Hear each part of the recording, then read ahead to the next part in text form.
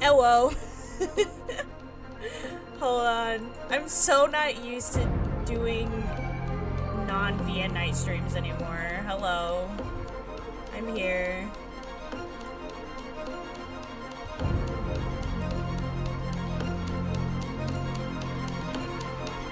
Why is this video like this? Oh my god, they're really hyping up the accessibility showcase. Oh my god, it's so loud.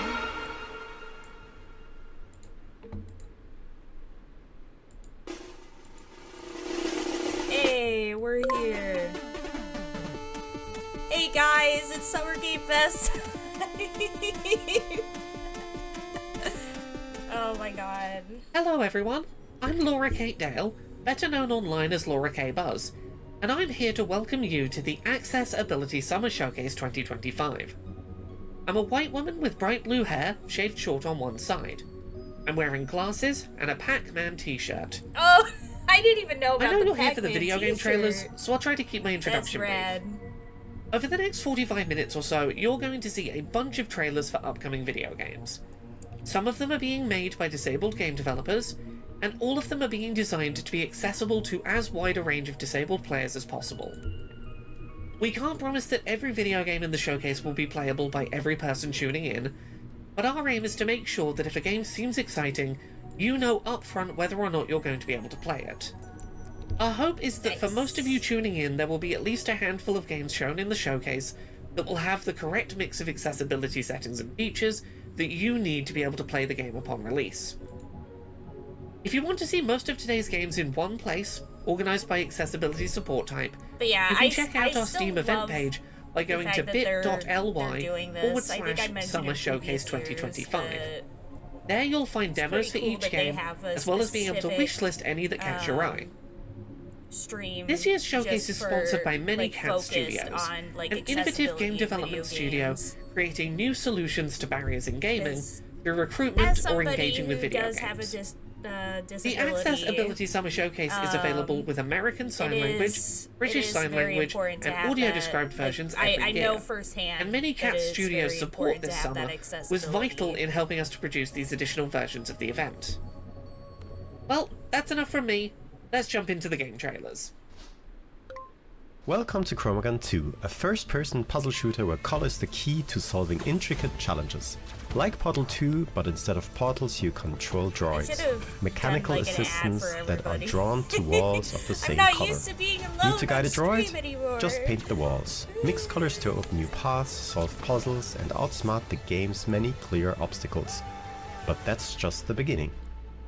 Because Chromagon 2 is all about color, we knew some players might face difficulties. Those with color blindness or vision impairments could struggle to differentiate between key elements of the game. That's why we created the colorblind mode, a revolutionary accessibility feature designed to make Chromagon 2 playable for as many players as possible. That's actually pretty cool. That in colorblind mode, colors are represented by unique symbols. Blue is marked with a circle, red a vertical line, yellow a triangle. Every color-coded object in the game is assigned a clear, intuitive symbol. And with symbol tracking, players can easily follow color interactions in real time, making puzzles more accessible than ever before. Nice. And what about mixed colors? We've got that covered. Just like in traditional color theory, combining blue and red creates purple. In colorblind mode, this means the blue circle and red line merge into a new recognizable symbol, a circle with a stripe. Really this cool. system ensures that colorblind players can experience every puzzle, every challenge, and every moment of Chromagon 2 without compromise. Yeah, because when they were like, yeah, we had a colorblind mode for this, I was like, huh? But it works. It really does. Chromagon 2, a first-person puzzler with colors, also accessible for people with color blindness. Yeah, that's awesome. I like the idea of Spray Paint Simulator is a relaxing and satisfying game that allows you to express your creativity as you take items from drab to fab. You'll start your own spray painting business, meet with some of Spatterville's most eccentric clients, and fulfill their requests. You'll manage your equipment and supplies, start each task by prepping your space, and then paint to perfection. Paint to perfection. After completing jobs, you can unlock free spray mode, allowing you to paint everything you can reach to your heart's content, alone or with a friend. I repeated that. The team at North Star Video Games, in collaboration with Whitethorn Games, has worked hard to make sure that their game can be played by as many people as possible, and has implemented a number of features to increase accessibility. In Spray Paint Simulator, complete jobs at your own pace. There are no time penalties, and you can leave a job at any point and pick up right where you left off the next time you play. Nice. You also have the option of skipping the preparation phase so you can jump right into painting. Use the task highlight feature to show areas you need to mask or paint. You can edit the duration of the highlight so it stays visible longer, and you can change the highlight color so it will stand out no matter what color you're painting with. Oh, snap.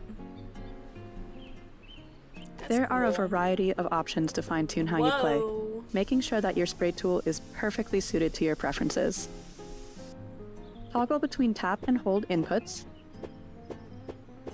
adjust the size of controller dead zones, and separately adjust the sensitivity of camera movements while walking and spraying. Yeah, for me, like, I try and you can also use aim mode to keep the camera still while you move the spray tool, and showcase, allowing you to paint details with ease. Accessibility showcase every year.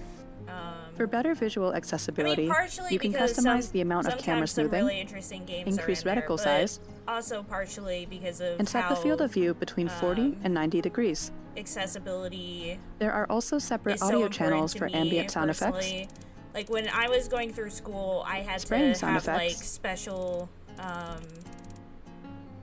and music. How should I put it? Like as well as a choice of stereo or mono audio. And stuff, I needed like extra time, and as always, you can get the full details about the accessibility features available in this and any of our titles by visiting whitethorngames.com and clicking on the accessibility section. I shake all the time, and I've always since I was a little kid. We hope you'll enjoy playing Spray Paint Simulator, available now on Steam, Xbox Series X, Xbox Series S, Xbox One, Xbox Game Pass, and PlayStation 5 and 4, and will be available on Nintendo Switch on June 19th. We here at Accessibility recognise that the needs of blind gamers are often overlooked by the games industry at large, with relatively few game developers and publishers tackling making their games accessible for partially sighted or sightless blind players. Yep. So, every year we make an effort to find new, interesting and creative games to showcase that are aiming to be playable by a wide range of blind gamers, ideally without requiring sighted assistance. This year, as part of our push to showcase more blind-accessible games, we paid attention to the Games for Blind Gamers Game Jam, an event in its 4th year trying to encourage creative game design exploration focused on blind player accessibility. That said, I'm not blind myself, so I'm going to hand this over to someone who was involved in this year's event, so they can tell you about the games that won and some interesting projects that you might want to keep an eye on. Hello there, this is Piotr. I was one of the judges for the Games for Blind Gamers 4 Jam. Being a part of this event, both as a judge and also just a gamer participating and trying out all the games, was honestly really amazing. Because the Game Jam itself is not new, we've had a couple before, but I think this year was really unique in terms of quality and the kinds of games we had before. Because what often people gravitate toward when they think of a game accessible to blind gamers is usually really simple concepts, like a simple maze where you're trying to find your way out, or like a Simon type game where you have to repeat sounds based on by pressing buttons, for example. Well, this year we got a lot of unique games that I think set the bar much higher and showed that blind people can play much more complex games even. And the winner that we picked was one of just many amazing examples. Actually, picking a winner this year was incredibly difficult. And the game that ended up ultimately winning, called Unseen Awakening, was really cool because it kind of subverted the blind protagonist trope, which is also something that was really popular, where some blind person saves the day by swinging a sword around, for example. Well, in this game, you are a blind person saving the world, but you're not the main hero. You're just part of a group of heroes, and actually, you're not the one attacking. You're doing the healing for the party, and also occasionally stunning the enemies or keeping them at bay. And that game was amazing, both in terms of the voice acting, the music, the sound effects, and the idea, which even though was kind of simple, just was, I think, just really interesting. And that's really scratching the surface. We had a very hard time picking our winner. Perfect enemy to test your abilities. Keep using your spells on me, though. Canetto! Press space to start the battle. My sword has been feeling a little parched. Canetto! Now my blade will blur in the wind. Canetto! Leonardo! My blade will blur in the wind. On cooldown.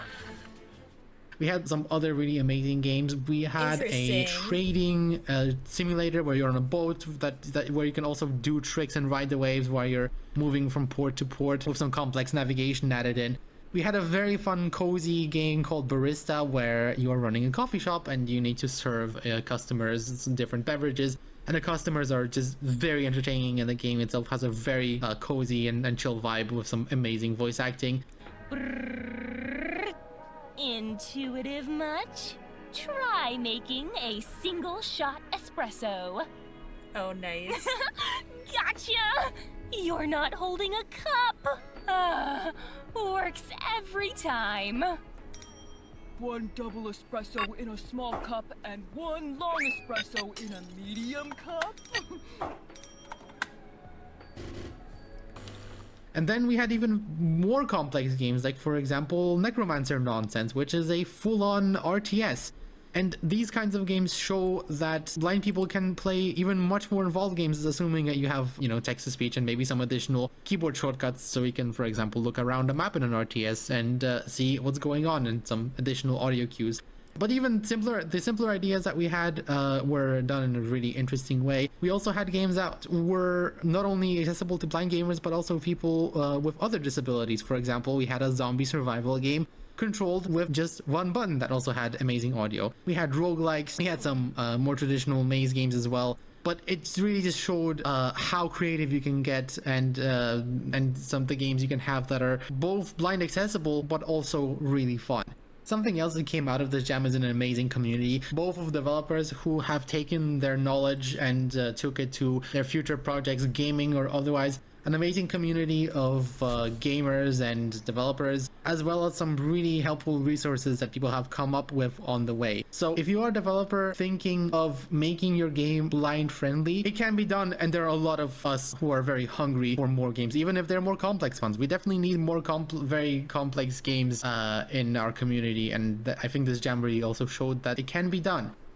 All of the Jam developers have also come up with some really awesome resources. There is a wiki and a Discord community with some very awesome people on it. And if you would like to try making a blind-friendly game, then please join any future Jams, because there will be more. We are planning more events like this. And even outside of that, if you want to add some blindness accessibility features to your game, please do. There are many people out there who will be willing to test the game for you, provide feedback, and obviously when the game actually comes out, play and enjoy it. Made our own and of course, if you want to see how it can be done and also have a lot of fun along the way, please Itch.io do check out all has, the like, so entries that were submitted this year. Not just the ones that won, but like, also really every other game that was out that was submitted, because they were really accessible, really well made, and of course, I think the most important, really fun. Thank you so much to everyone who brought this year's Games for Blind Gamers Game Jam to my attention. It has been home to so many truly fantastic games that I highly recommend people check out. Honestly, you can find the Game Jam and try out all of the entries at bit.ly/blindgamers.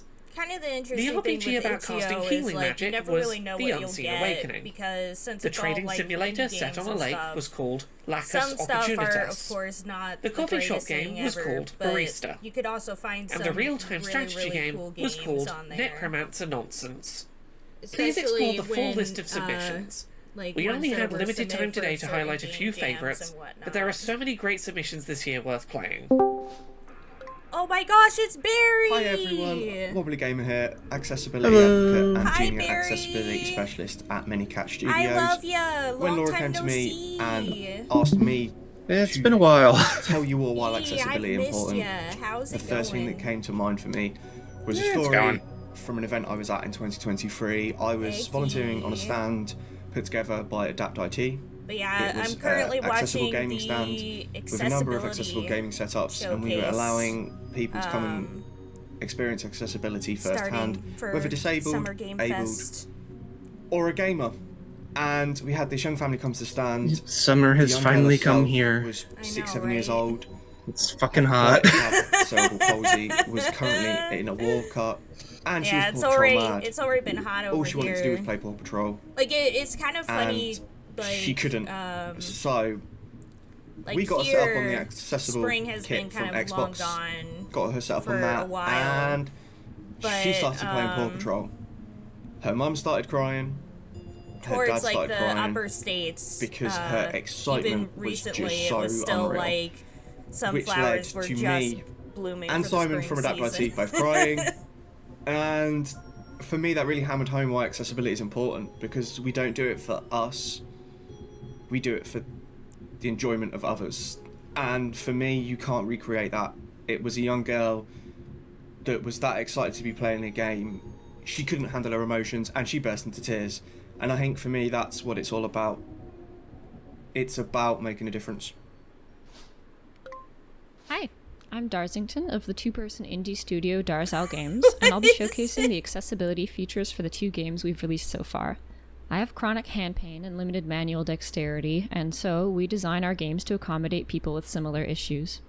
As a gamer, I'm limited in what kinds of games I can play, so we're making more games for people like me. What that means is, our games don't have any time pressure. They can be played with a mouse or keyboard or a controller. Players never have to hold down a button or do button combos. Control remapping is supported through Steam, and we make official configurations for one-handed play. In our first game, Quest Giver, you play as an NPC giving out quests to heroes, but your manager is looking for any excuse to fire you, and the local heroes have little patience for a mere NPC. It's sort of a management visual novel. In each scenario, you choose appropriate quests for the heroes in your roster to help them to level up, as well as navigate dialogue choices to try to get one of the good endings.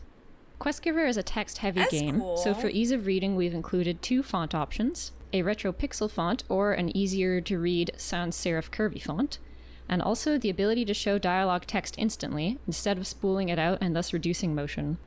This puts the emphasis on the game's story rather than the mechanics, so you can focus on getting fired or assassinated, destroying the entire world, falling in love, joining a cult, starting a mutiny, getting seduced by a demon, and more. Oh, snap! Our second game is Six-Sided Stories.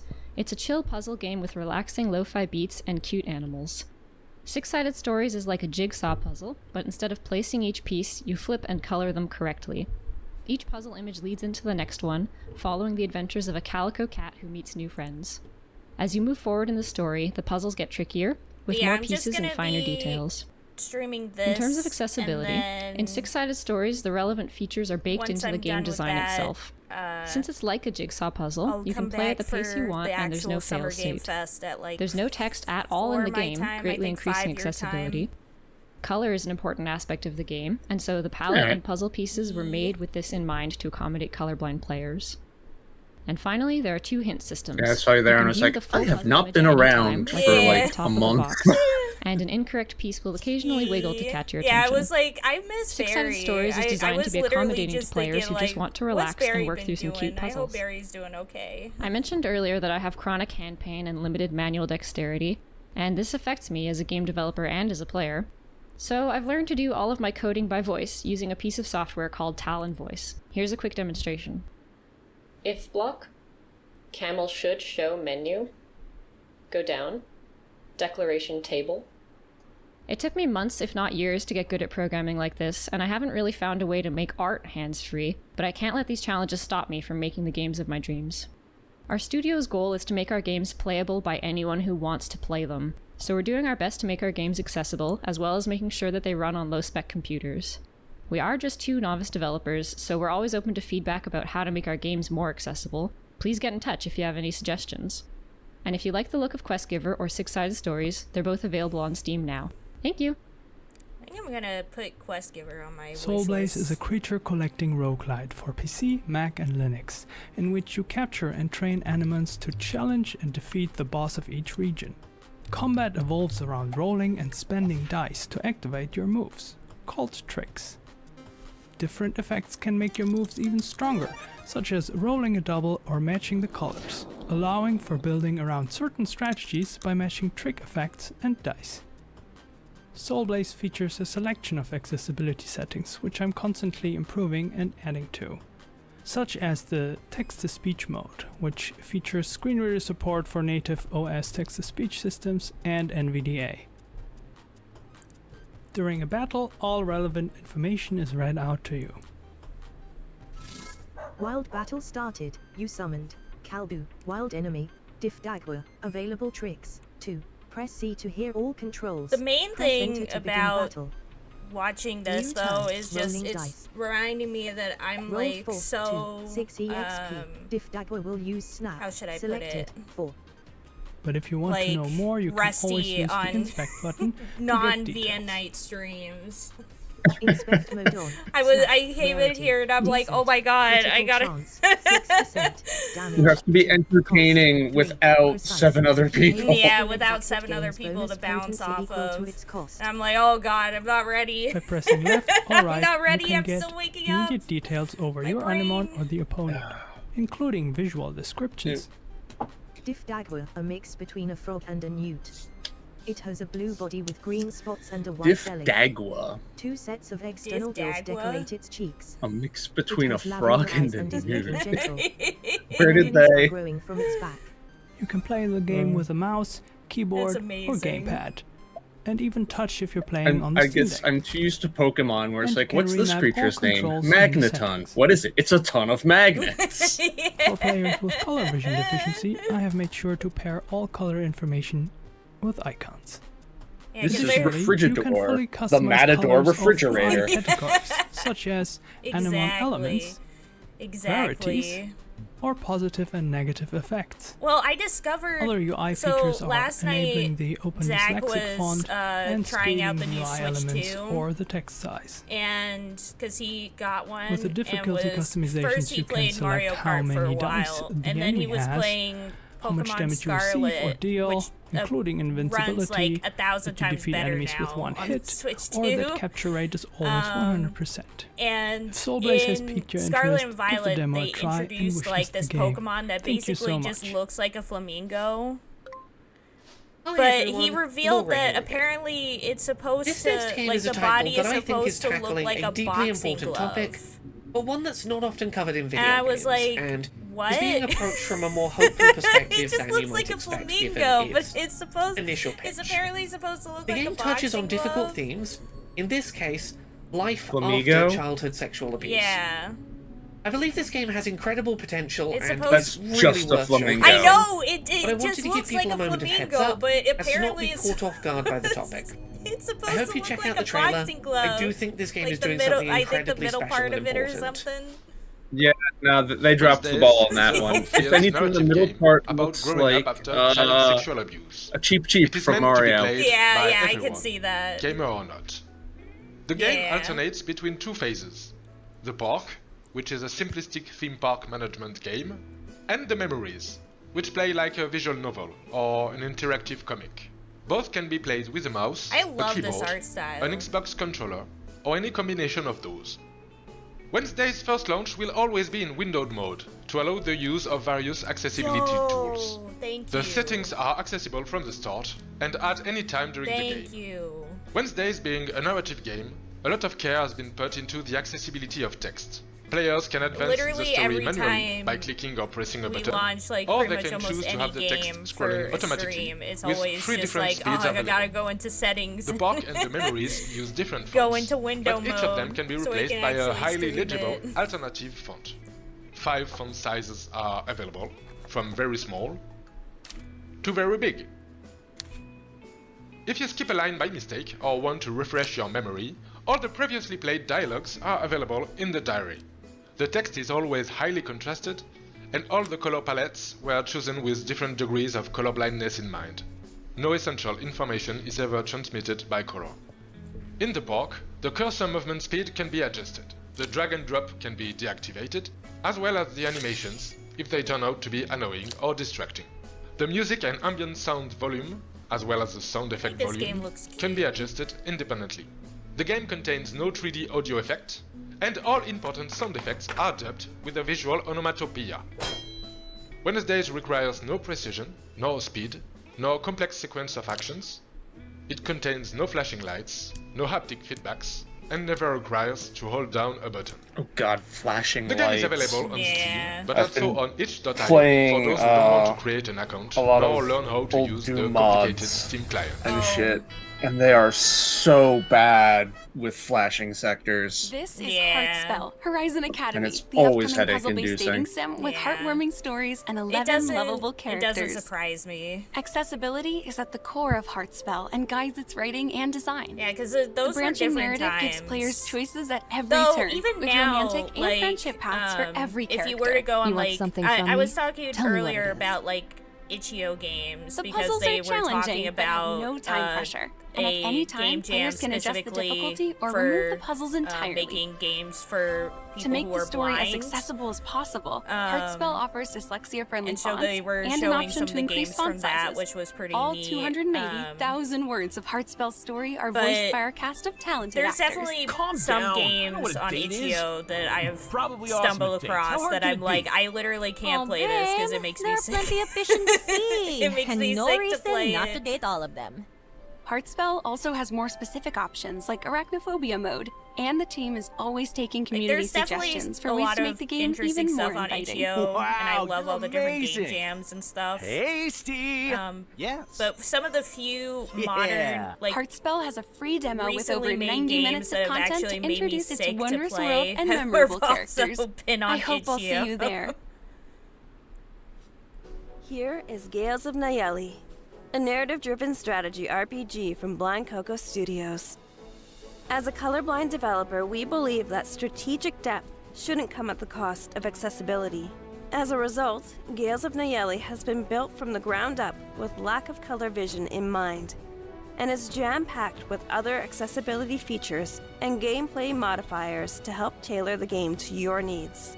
For instance, there are options to receive more strategic advice from Daisy, the helpful fairy, or to make faction indicators more visible to differentiate your friends from enemies in the heat of battle.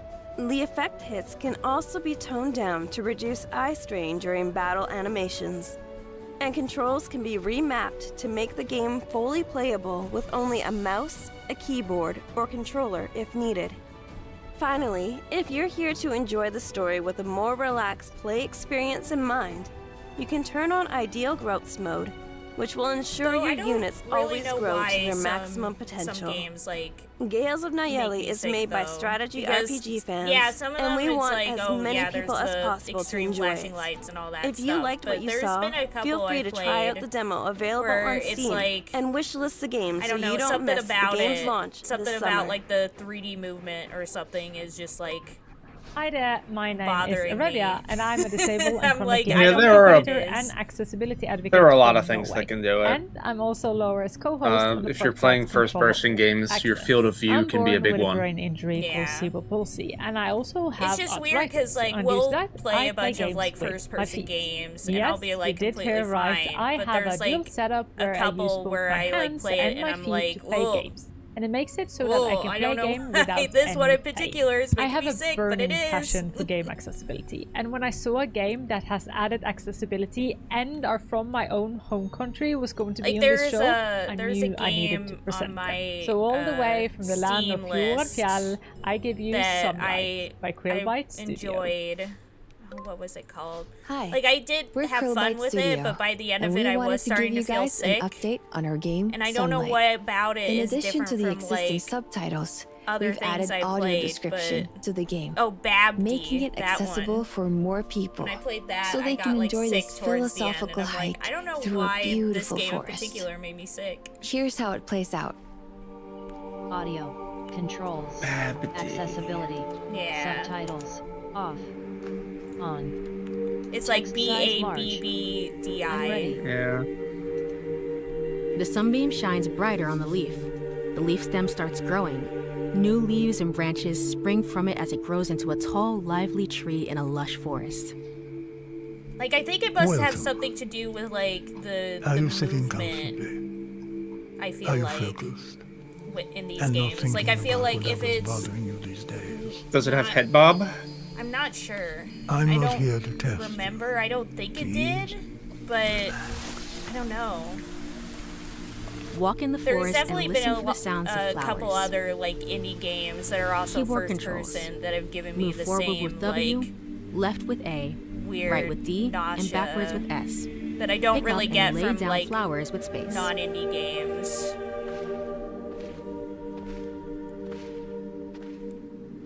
Well, not since Bubsy 3D. Sunlight is a that calm game made me experience sick. with That game no legit fail-state, made me sick. no rush, and no pressure to complete it. That game made everybody no matter where sick you go, in you'll record end up in the time. right place. Oh, I think God. that game was like one of the shortest ones we Follow ever this sound did. to find flowers. Because I think we stopped pretty early on with that one. Because I legit was like, I can't keep doing this. You are I now am standing gonna by throw a up. flower. Press space to pick it up. Yeah, and You've picked Lulu up and me one too. flower. We're just like, oh no, this has very quickly gone from torment Anya to torment all of us. Yeah. The joke has backfired. Yeah. It's like now we're all suffering. It was funny at You are now first, but standing by not a flower. anymore. Press space to pick it up. You've picked up another flower. The sun sets. It's getting dark. At the outskirt of the forest, there are endless fields of cut tree trunks. Sunlight's update is out now to experience. Thank you for your attention.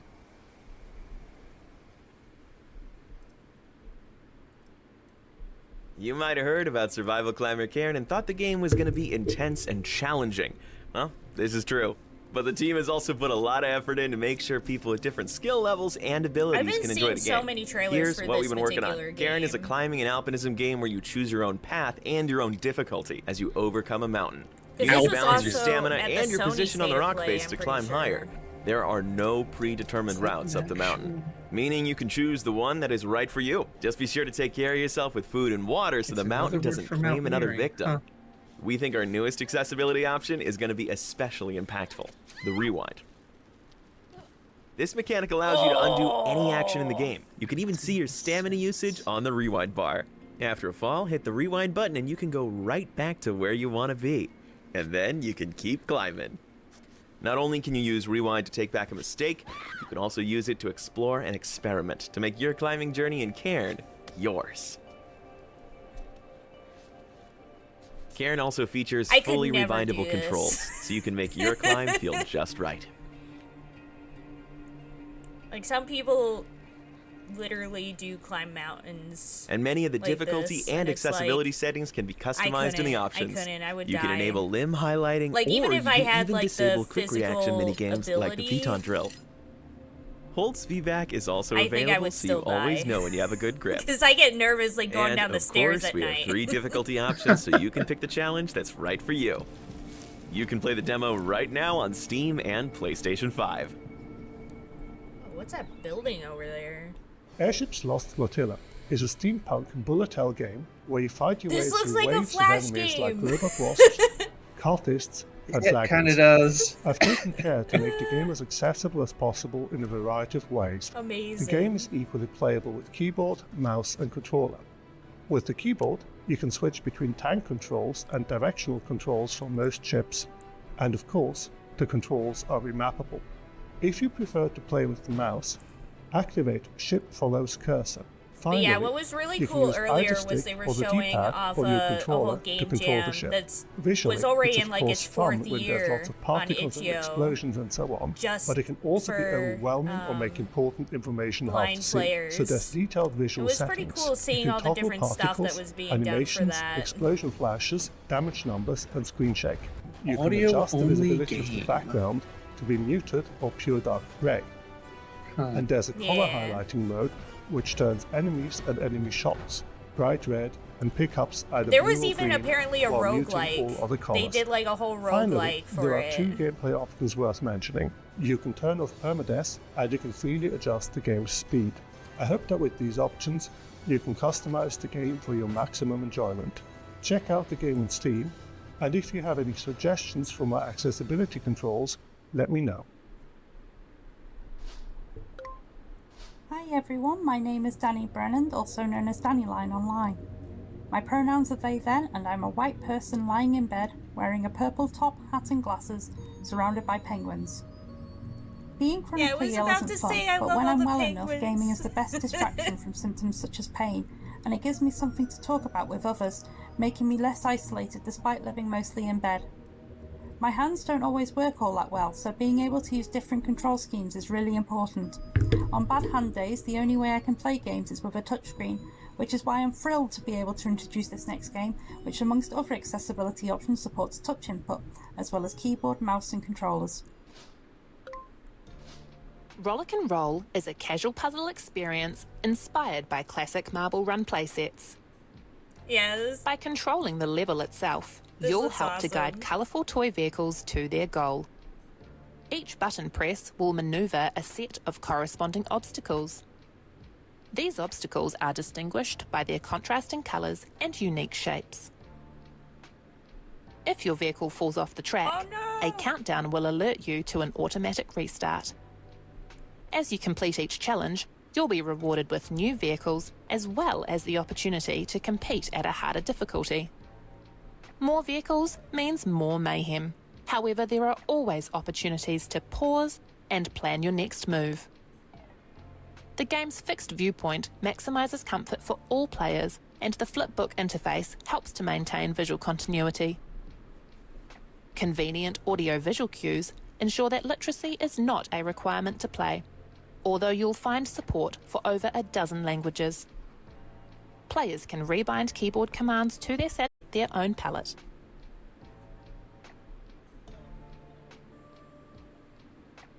Rollick and Roll is still under development, but please try out the demo on Steam and tell your friends. In Trash Goblin, you play as a cute little goblin running a cute little shop. You dig the dirt off trinkets, clean them up, feel like I and then remember sell them seeing to this customers. game as well before. Maybe you upcycle them, maybe you make a tidy profit, maybe you invest that gold into your shop, customizing it, expanding it, and trying out new and better tools. And we, the goblins developing it, have been trying out new and better ways to ensure that as many of you as possible can enjoy it. For example, during cleaning play we've added a dirt highlighter, which helps you find that last little bit of grime, and we chose to colour it blue to accommodate as much of the range of colour vision deficiency as possible. Plus, now we highlight a trinket's edge when the sponge is hovering over it, for extra confidence. The player can navigate their shop with the arrow keys, whilst controlling camera movement speed, and being able to toggle the camera edge movement on or off. You can now also rotate trinkets with the WASD keys, whilst choosing the object rotation speed that suits you best. We added a quest tracker to ensure you always know what to do to meet your customers' needs, even after a break from the game. It allows you to find what you need with a simple click of an icon. Plus, it enables you to recall important customers, so you can take your time. And there's the Trinkepedia, handily tracking every trinket you've found, cleaned, upcycled, and sold. Of course, that's on top of everything we showed in last year's accessibility video. There are intentionally no fail states, time pressures, or skill gates. In response to player feedback, we allow players to choose several control modes for cleaning and chipping. All core interactions are achievable with just the mouse, whilst the keyboard can be used for navigation as well. We chose a sans serif font, and we allow you to control the size and speed it displays at. Like in fact, we recently got nominated for our work on this, which is of course very rewarding, but we're excited to work with our community to learn and to implement even more accessibility features into the game. Trash Goblin is out now on Steam. This fast-paced first-person retro shooter is Blow Up: Avenge Humanity, a game developed by Half Sunk Games.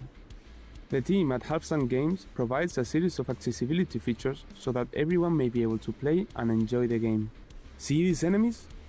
No? We'll increase the outline thickness and even change its color. Now you won't miss them. Is it not enough? Turn on the desaturated background and highlight important options to help you see even clearer. This is an extremely frantic game, packed with lots of action and fast movements, which is why it also has accessibility options for UI and screen effects.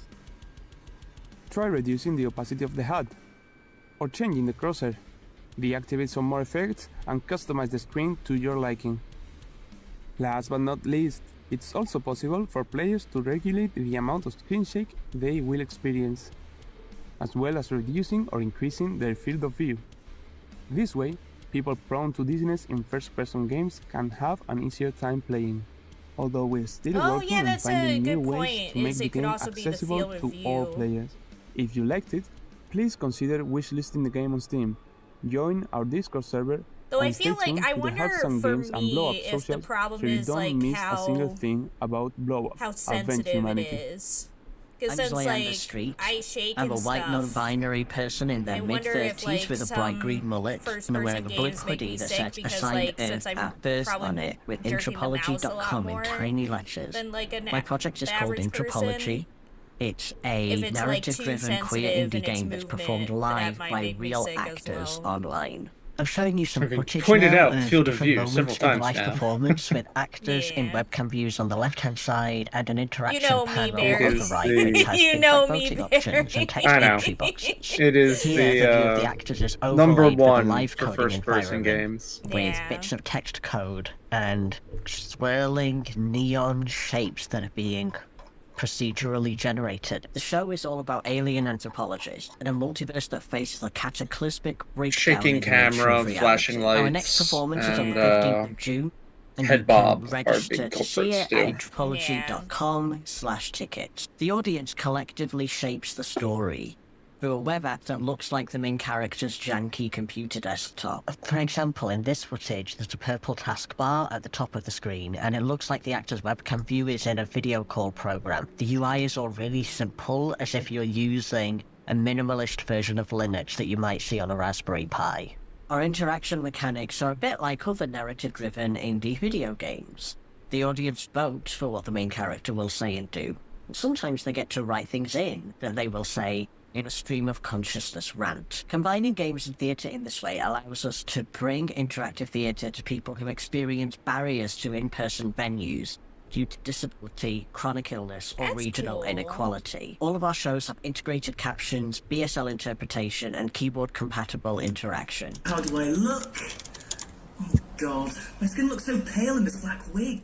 Some audio description is integrated into the script, and we're working on expanding our audio description to include everything that's on screen in a way that reflects the different worlds that our characters inhabit. The interface you have accessed resembles a dressing table made of holly, inlaid with decorative veneers of ebony, purple heart, and sycamore. We've designed the experience to be compatible with many of the access accommodations people use for browsing the internet, such as screen readers.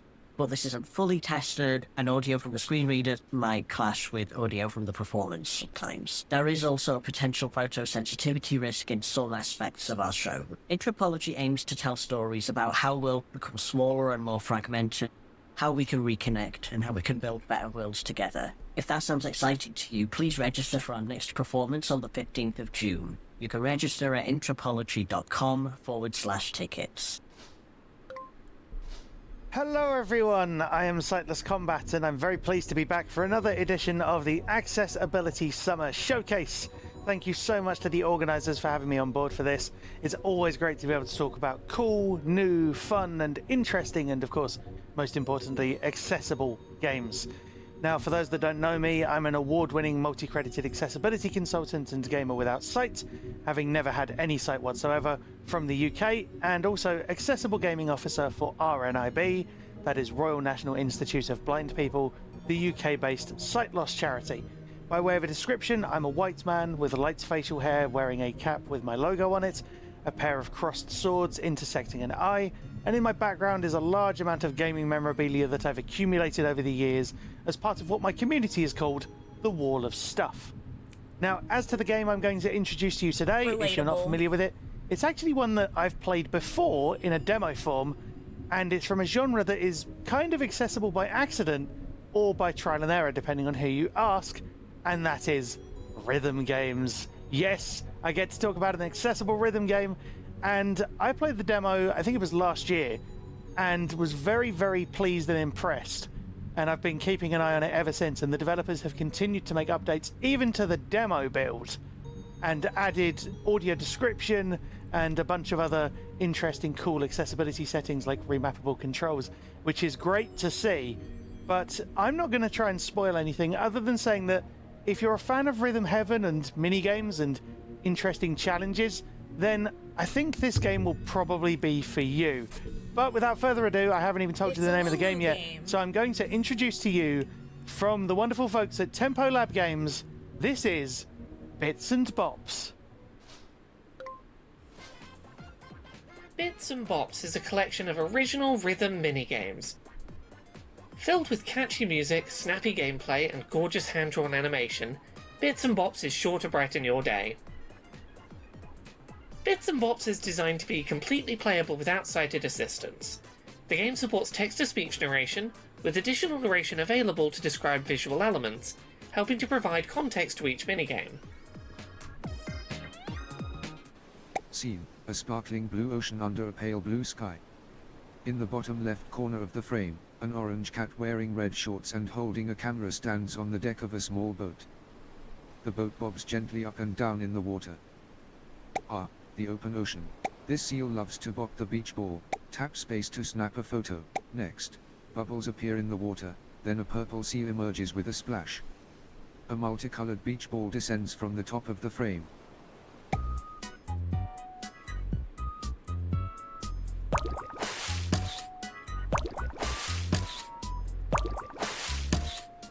Sometimes he likes to juggle the ball.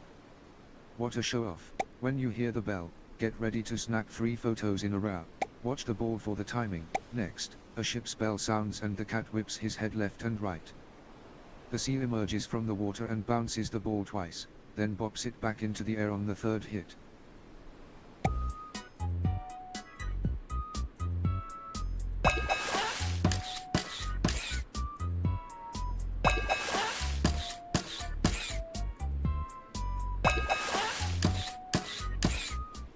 Great.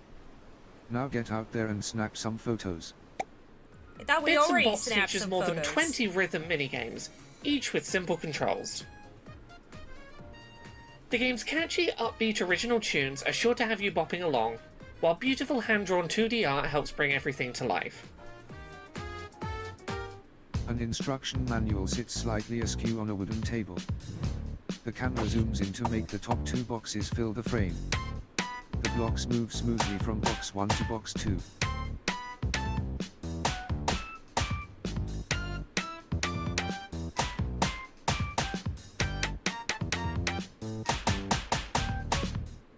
The window blind is down and the room is dim. The blind lifts to reveal a blue wren on the windowsill where the radio previously sat.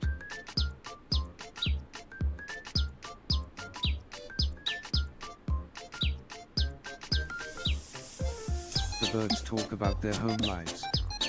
The wren raises a family and the canary eats chips.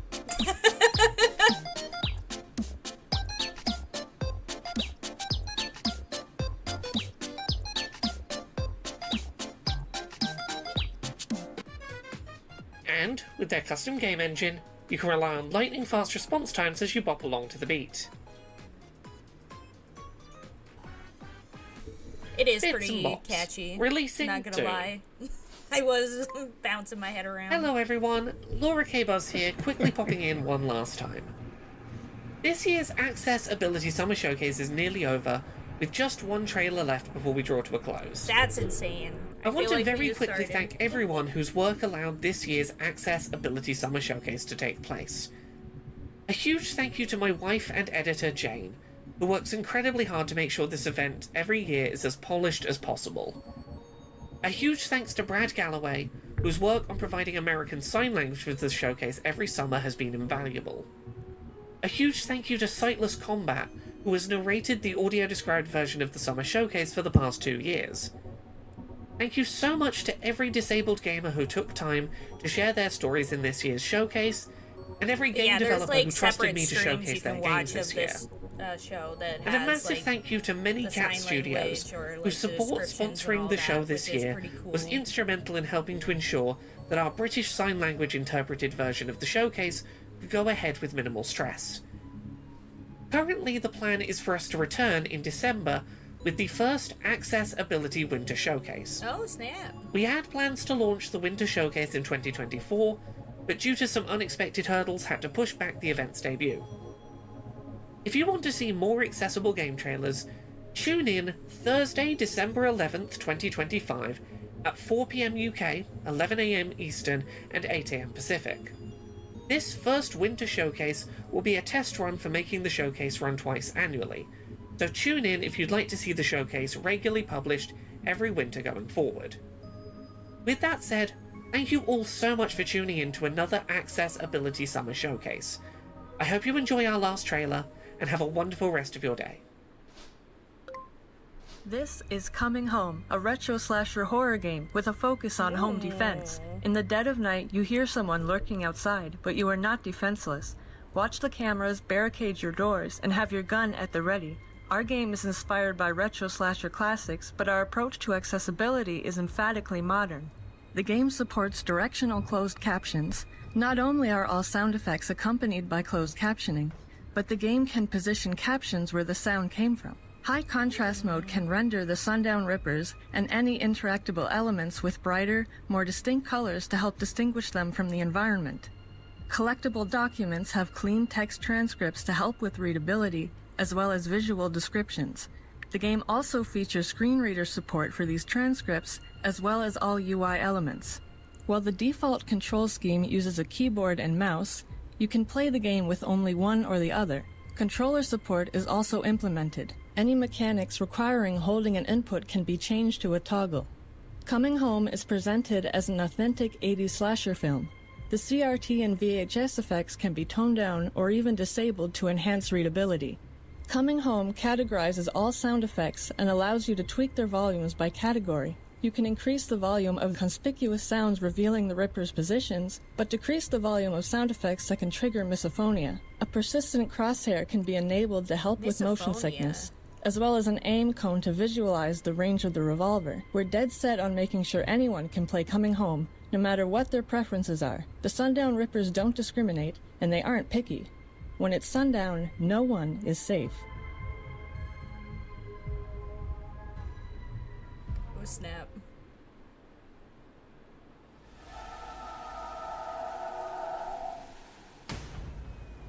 That's cool. Wishlist Coming Home now on Steam.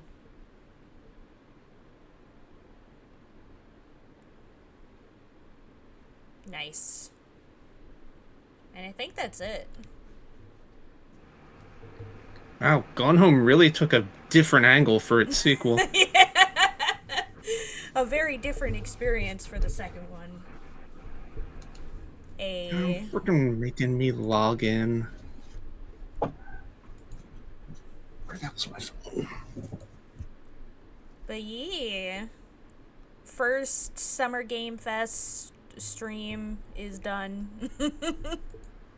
Or at least first one for me, because I know that there's some stuff that technically counts beforehand.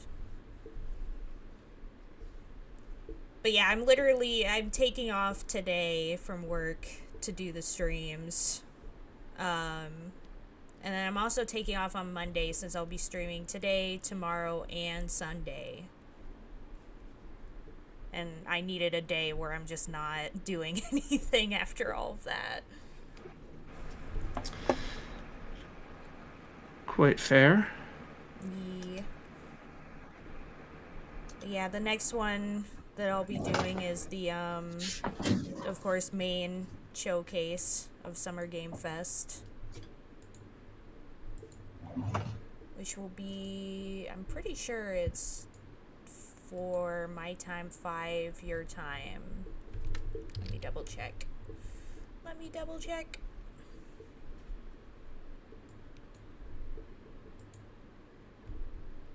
Oh my god, scary.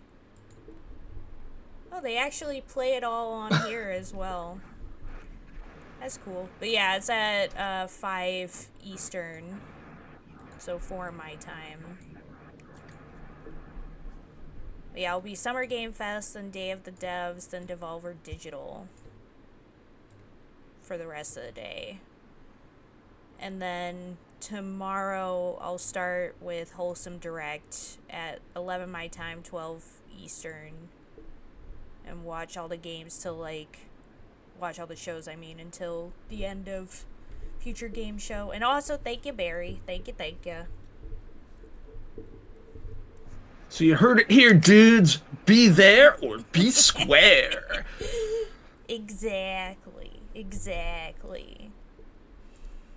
But, yeah, and then Sunday, I'll do probably the Future of Play Direct and the Xbox Game Showcase. I'm not doing PC Gaming Show. I refuse to do PC Gaming Show.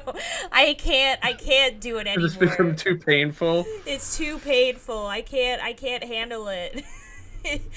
Every year I watch it, I feel like I'm dying by the end of it. I'm like, I can't deal with it. It's not worth it. The few games that I like that they show is not worth watching that whole experience.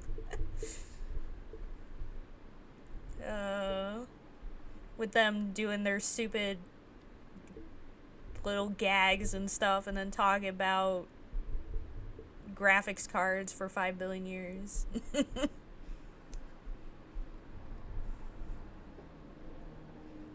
Because at first I thought, oh, it's just the DevBot stuff was just bad. But then they got rid of DevBot and it was still bad.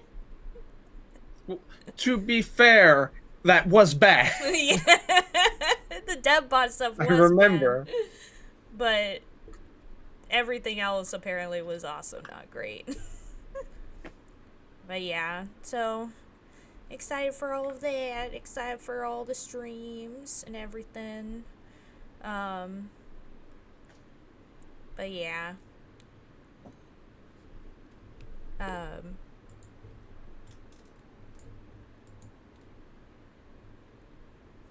Yeah, I think accessibility is always like one of the first ones, because I feel like I remember the previous years it was one of the first ones I streamed as well, but I don't really remember, because it all becomes mush by the end of it after I've seen like 20 different streams. I'm like, oh, there's so many games. And Pasta and we both agree that what happens every single time is like, we'll be like, oh, that game sounds cool, and we add it to our wish list and everything, and then like months later we look back and we're like, why the heck did I add this to my wish list? I'll never play this.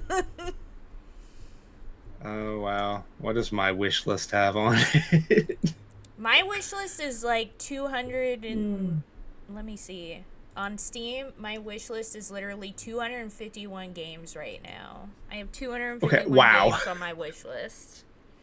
I have 8 games on mine. That's the struggle with me, is I'll be like, ooh, that looks cool, and then I add it on there, and then I have like a gajillion on here that... And a lot of them I'm like, even if I got them, would I really play it? Who knows? One of which I put on it 3 years ago, and it's still not out. Yeah, I have a bunch of those as well. I have like a bunch that's like, oh, I've seen it from like previous years of... And I'm like, ooh, that's interesting, and I put it on my wish list, and it's still sitting there. Like, Pasta has a bunch as well, where it's like, we saw the trailers for it during one of these shows or something, and we put it on our wish list, and it's still not out. After all this time.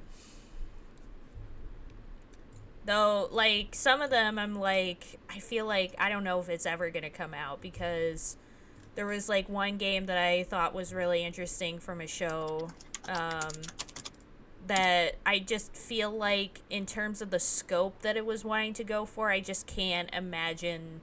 Like, it would have been hard for a AAA studio to do it, and so for an indie game to try and attempt it, it was like, I don't know. I don't know about that one. I don't remember what it was called, though. But basically, it was supposed to be kind of like a extreme immersive sim where you're like in a city and the things you do like affect everything else and things like that. And I'm like, as cool as that is, I just can't really imagine an indie game attempting it.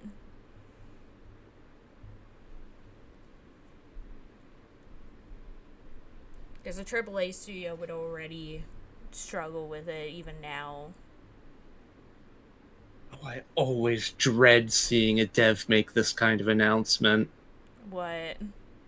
In response to why their release windows have been pushed back, we've added a lot more mechanics to the game. Oh no. I always dread hearing that. Yeah. Because it's a huge temptation to just bloat mechanics everywhere that make things worse. Yeah.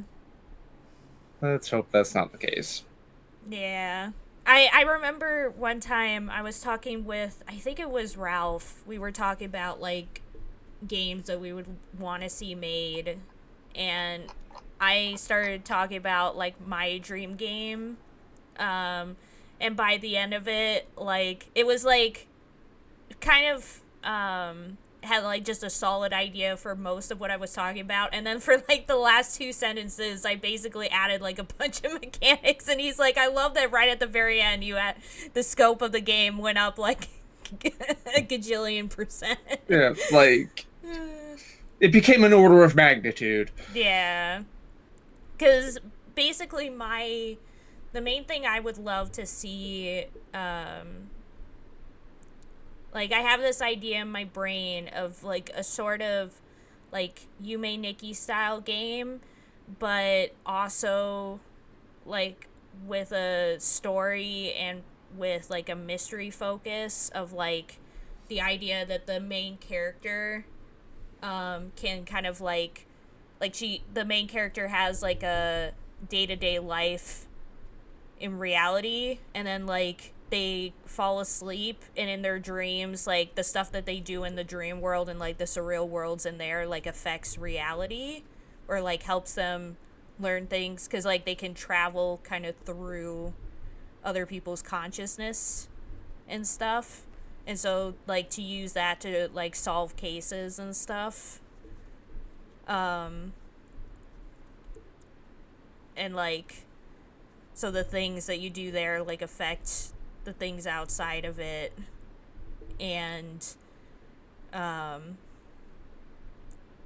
I started, like, thinking, like, oh, it would be cool if it, like, had, like, places you could go to and all this other stuff, and he was like, dang, now it's, like, getting even bigger than it was before. What if we just staple classes and leveling an RPG onto this, right? Yeah. That makes everything better. Yep. And That was the games industry for a while. yeah. Yep. Everything had to have RPG mechanics. Well, that's kind of usually what happens is like once the next like big game design thing happens, like everything tries to do that. Like after like when stealth stuff got really popular with Metal Gear Solid and all that, like all games had to have stealth mechanics.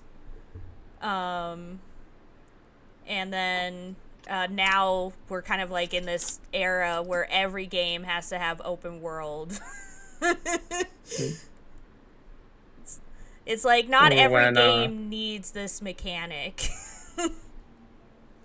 Or when Lethal Company came out and became popular, and suddenly there are all these games about scavenging items from spooky places with monsters you can't fight back against. Yeah. Yep. And you've got time pressure.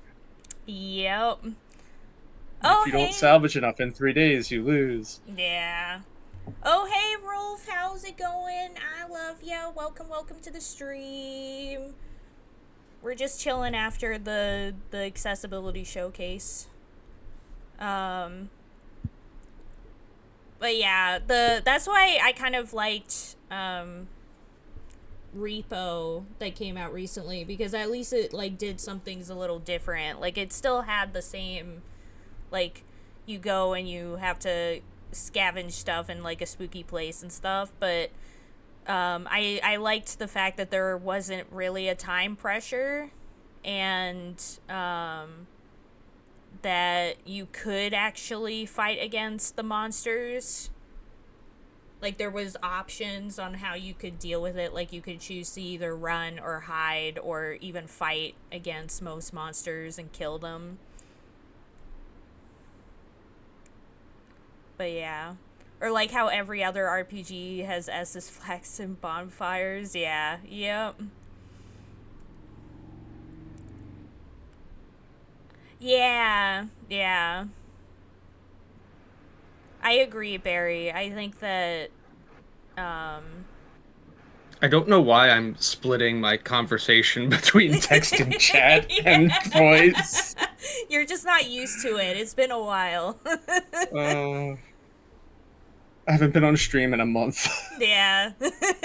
I mean, that I was saying at the very start of the stream that I also felt like a little out of my element, because I was not used to streaming on my own.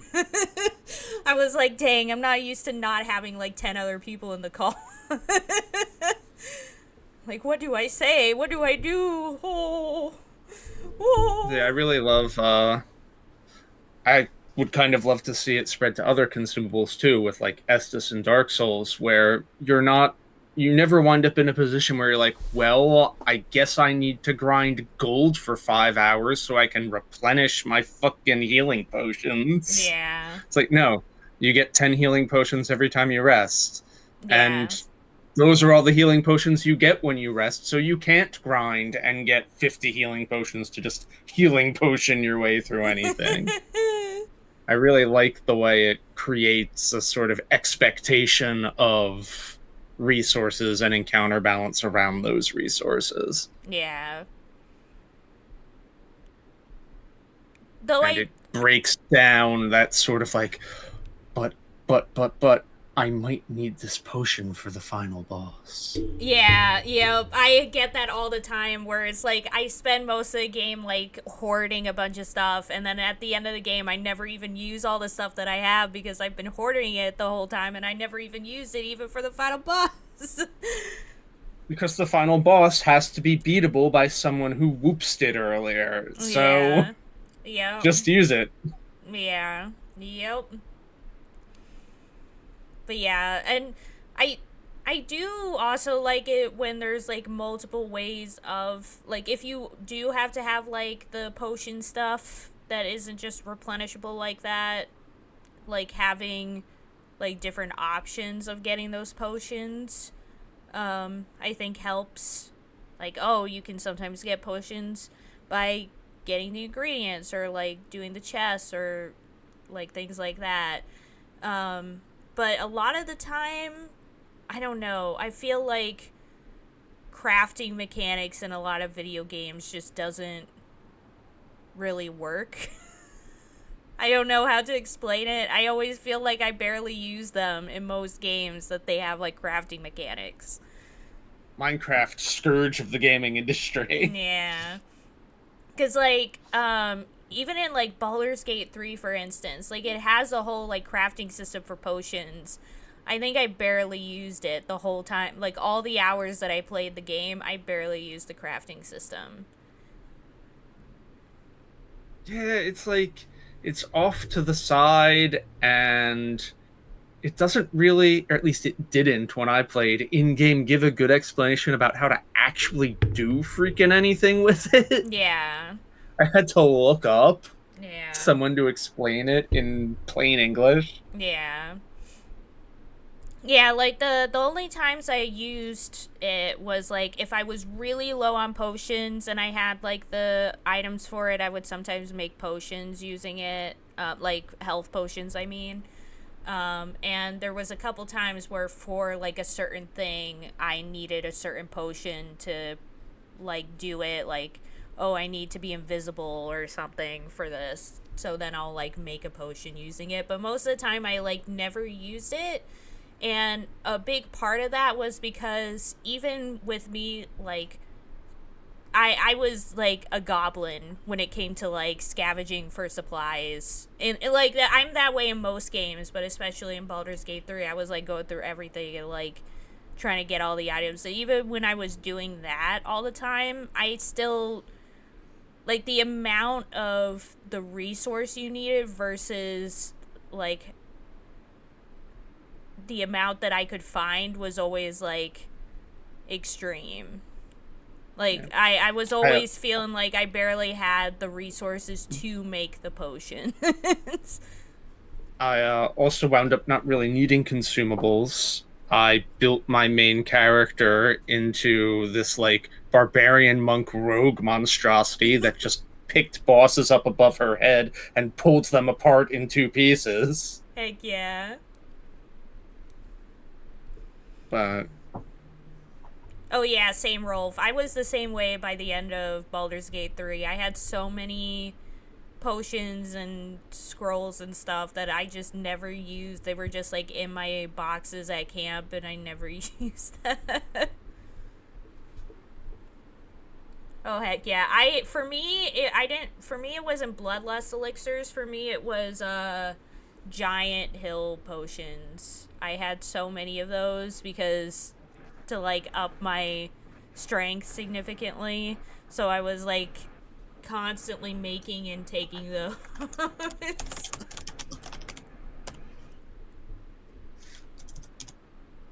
yeah, there is a notable late game fight who only survived more than one round because she gets, like, what are they, stacks of something that prevent you from dealing too much damage in one hit. Yeah. I'm trying to think what the hardest. Unstoppable. Weirdly, so I've noticed this about, like, pretty much all games that I play, and I think it's because of the way I personally play, especially RPGs, where I, like, try and, like, go do all the side quests and all that stuff. To me, the hardest part of the game is always, like, the beginning of the game. Like, the first, like, areas and stuff is, like, when I'm struggling the most. And then after that, usually it gets progressively easier because I'm, like, getting so high leveled and getting all the equipment and stuff that it's not really an issue for me anymore. And so to me, like, literally one of the hardest battles I had, like, the entire game was the spider stuff in Act 1. And that was it. That was, like, one of the times where I struggled the most in the whole game. Kill magic missiled all those shields away from me. Heck yeah.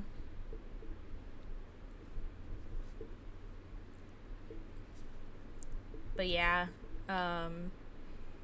what was really funny is the way that Azure like built my character, because I basically had him watching me the whole time when I was playing Baldur's Gate 3, and he helped me like level up the characters, like what the best way to probably do it would be, because he's played like so many hours of Baldur's Gate 3. The way my character was built was kind of funny by late game, because basically I would fire, like I was would mostly fight using bow and arrow, and I would literally like one shot enemies using my bow and arrow. I would just kill them in one shot.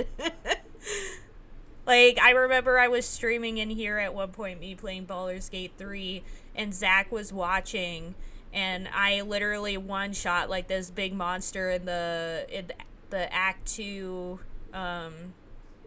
like, cult, big castle place thing. I forgot what it was called.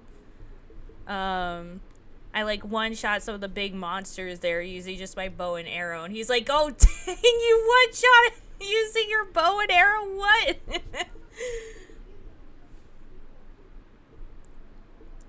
But yeah. The null fight near the start is brutal if you don't mind control the leader. I don't remember what I did for that fight. I don't really remember that fight at all, to be honest. To me, like, the parts that I remember struggling in Act 1 was the spider fight and the fights at the goblin area when you have to fight, like, several bosses in a row. Like, that was a struggle. Because specifically the final part that I did of like fighting the like there's like this one area that you fight in there that has like a drop, and at one point my character like fell in there and I couldn't get back out of there. I was like trying to send somebody around to get down there to like help my character come back, and it was a whole thing. Oh, there's a big gnoll with a flail that can paralyze or hit or do. Oh my god, when your party is like level 3. Dang. I have no memory of it. I have no memory. Maybe I missed it. I don't remember. But, yeah, that's like, was like some of the only times during the entire game that I struggled was during those 2 boss fights.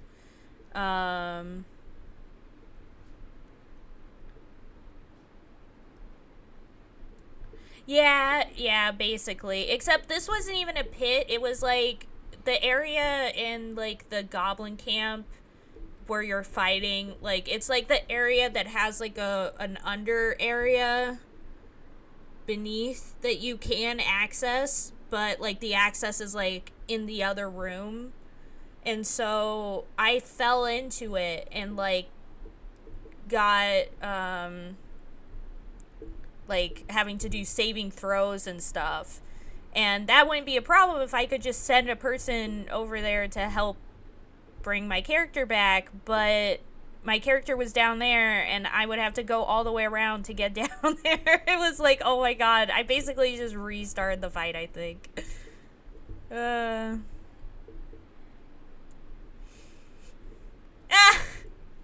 Oh my god. Rolf, that's amazing. I remember rage quitting at some point in Act 3 because my 100 plus HP character got insta-killed from getting shoved into a shallow stream. Yep. Yeah. Yep. But yeah, I mean, it is created by humans, so all stuff is gonna have its issues. Including Baldur's Gate 3. But yeah, I think besides that, the only other times I had a difficulty with battles, I'm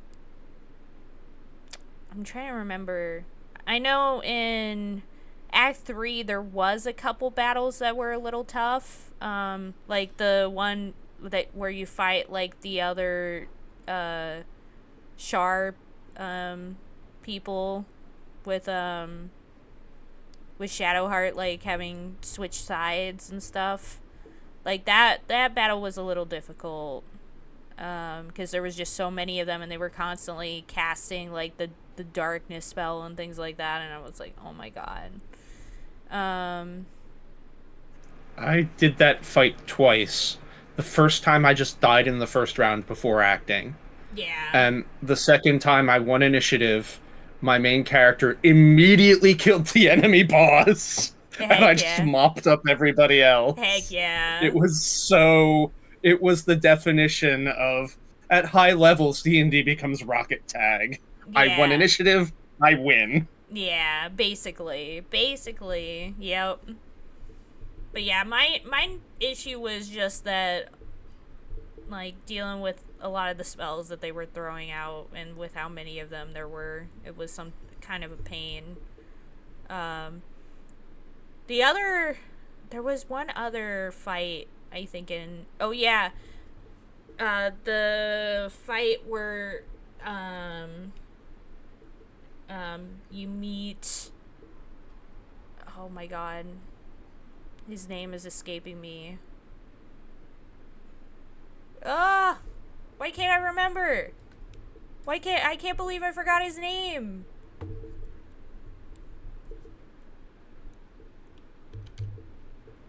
You lost me. In Act 3, the character you can get in Act 3 to join your team.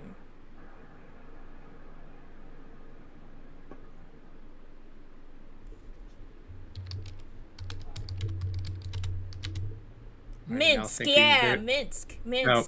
When you get to like the part where you're having to save Minsk because he's like being mind controlled and stuff, like that battle was kind of hard for me, because though a big part of why that battle was hard was because I was trying to make sure that like I saved him, of course, and that I stopped any of them from like leaving the area. Because they would try, like, some of them would try and, like, escape on the other side. And I was, like, trying to stop them from doing that.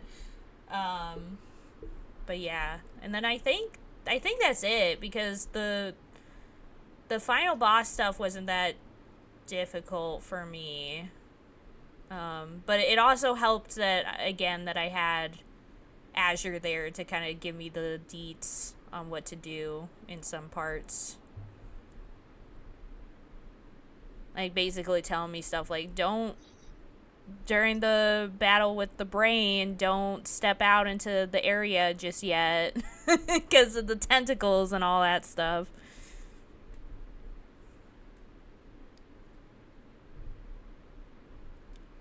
But yeah. Like, honestly, I would say the one thing that I was a little sad about was the fact that there is a level cap in Baldur's Gate 3. Because once I had hit max level, I still did, like, some other stuff and some side quests and stuff, and I just got, like, none of the XP for it, really, because I was already max level with everybody. Like, oh, fun.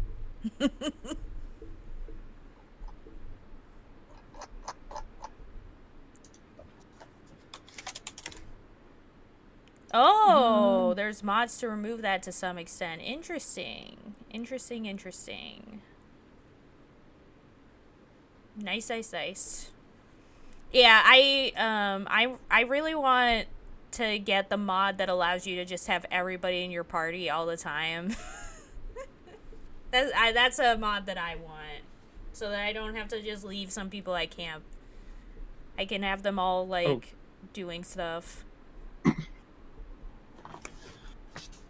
You somewhat wind up with a problem because Baldur's Gate stops at level 12.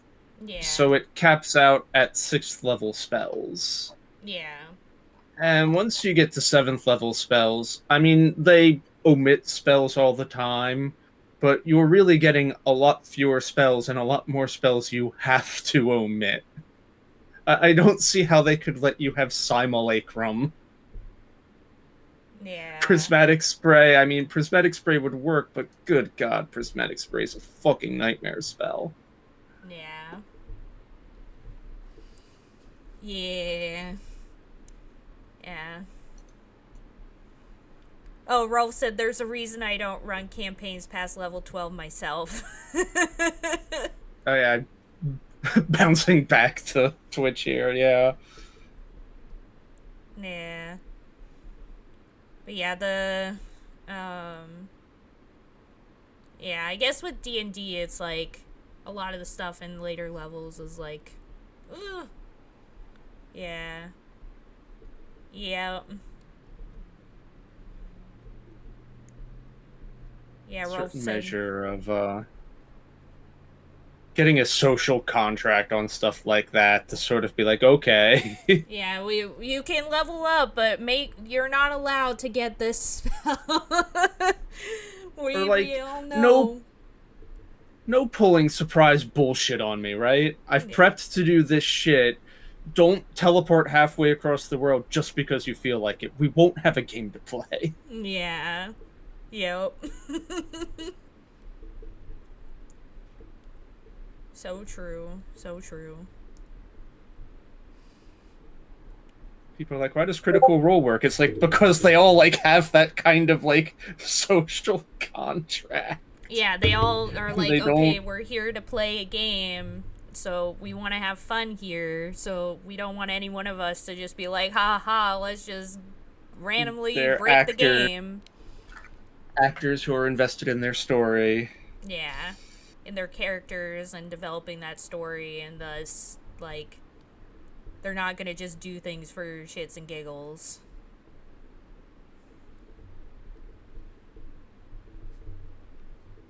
But yeah.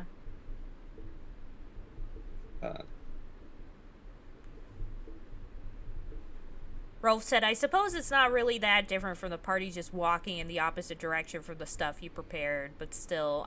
No, because, like, with that, it's just like, where are you walking to? Like, you gotta go to the thing that's going on to progress. But if you have something like teleport, you can just teleport to the thing instead of actually going through the process of doing it.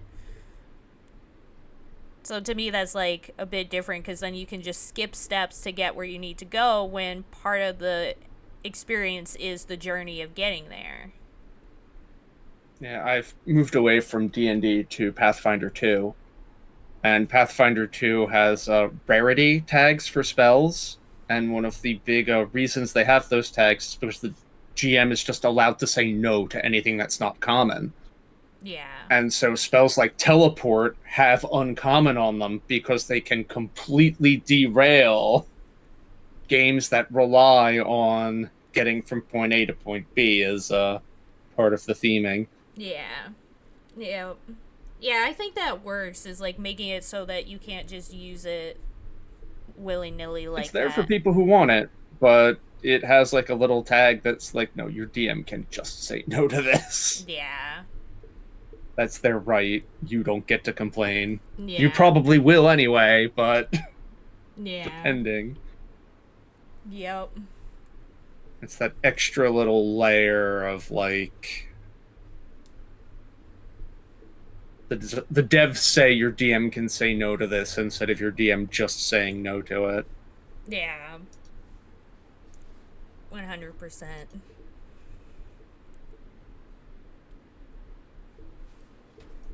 But yeah, that honestly, that sounds like a good way of doing it, because not everybody is gonna, you know, just go, okay, we can all just agree that we shouldn't use these or we shouldn't mess with this stuff. And so, like, having it actually built into the game so that people can't say anything about it probably works out.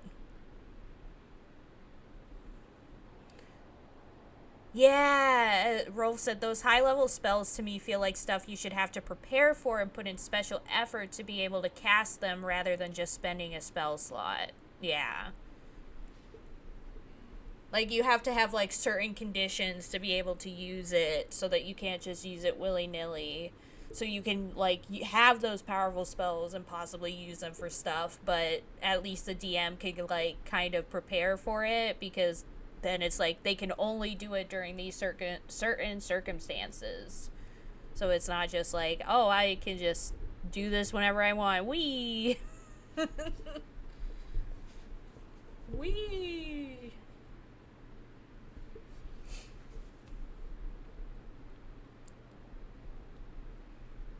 But yeah. Anyways, I love that half an hour of the accessibility showcase stream is us talking about Baldur's Gate 3 and D&D and other in tabletop RPGs. You'll love to see it. But yeah. A great start to 2025 Summer Game Fest. Yeah, Rolf wasn't even here for the stream's actual content. It came in after this fact. Yeah, this is a better conversation anyway. Yeah. I was like, I started the stream and I was like, first of all, I'm still tired because it's early for me. And then second of all, I'm not used to being on my own for a stream. So I'm just like, oh, hey guys, so I'm here. I'm here. First time solo streaming in a while. And I was just kind of hanging out being like, yeah, this is cool. I'm glad that we have accessibility stuff, especially for me since, like, I completely understand as somebody who also has a disability and stuff. But that was basically it. Like, that's all I talked about. And then Barry, you finally arrived and I was like, oh, thank God, I'm not alone. I'm not alone in Thank God Barry's here. Barry woke up and was like, oh, hey. Barry. But yeah. Though later will be more the typical stream because I think more people will probably show up for Summer Game Fest, the proper, later on. And plus, I won't be as, like, half asleep as I was for this stream. But yeah, which will be at 4 p.m. my time, 5 p.m. Eastern time. But we'll be watching that, and then Day of the Devs, and then Devolver after that. Which is what I was assuming, because, like, they hadn't announced the Devolver until, like, a couple days ago, but I was like, I know it's going to be right after Day of the Devs, because that's what they always do. Every single time. Every single time. But yeah. I ended up putting Quest Giver on my wish list from the stream because it sounded fun. Another game to add to my insane catalog of games on my wish list. Oh, and I watched the Sony State of Play the other day with Azure and added... They're making another Bloodstained game. So, I put that on my wish list. And the people who made Journey are making another game, so I put that on my wish list as well. So now I'm at 251 games! Ayo! On my wish list. One day I'll play more games. But yeah, I am gonna head out though, because I actually haven't had breakfast yet or anything, so I'll probably do that and then come back later if anyone's around. But yeah, thanks for joining for this, Barry. And thanks for joining here, and we talk about stuff at the end here, Rolf. Yeah. And I'll be back, as I said, later for the main Summer Game Fest stuff. But first off, let me see if anyone is available to raid.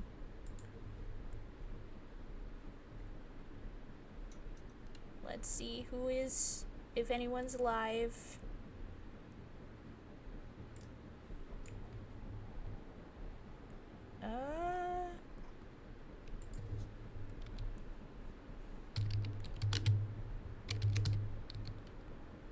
Oh, Crystal is live.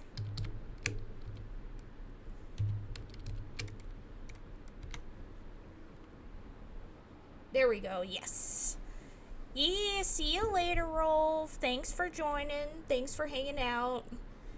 And I'll see y'all later. Goodbye. Bye.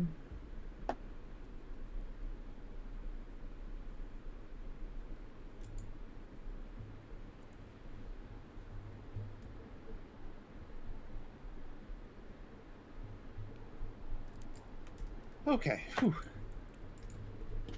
Yeah.